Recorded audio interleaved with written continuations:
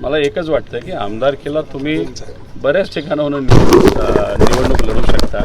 आधी ठरवा की कुठला मतदारसंघ, मग आपण त्या बाबतीत चर्चा करू. पण मला असं वाटतं की फक्त चाचपणी चालली असं पण आपल्याला म्हणता येणार नाही.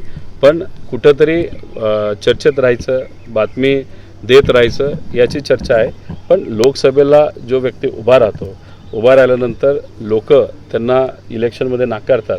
ते जर विधानसभेला उभे राहिले आणि विधानसभेमध्ये सुद्धा जर खडा लागला तर परत अख्खं राजकीय अस्तित्व आपलं अडचणीत येऊ शकतं. हे सुजयदादाला नक्कीच माहिती असतील. त्यामुळे मला वाटत नाही की सुजयदादा या बाबतीत प्रयत्न करतील.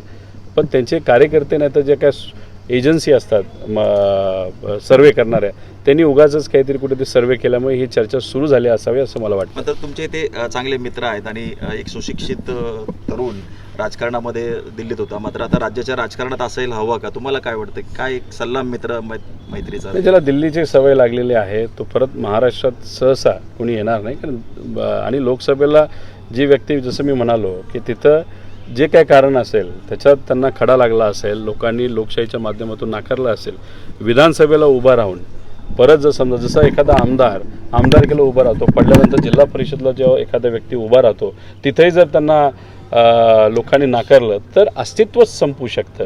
तसं आमदारकीला एखादा उभा राहिलेला परत कधीच जिल्हा परिषदला उभं राहत नाही, खासदारकीला उभं राहिलेला कधी आमदारकीला उभं राहत नाही. आणि जर त्याला आमदारकीला अडचण आली तर मग आयुष्यभर अडचणी आपल्या इलेक्शनच्या बाबतीत आणि राजकारणाच्या बाबतीत येत राहतील असं मला तरी वाटतं.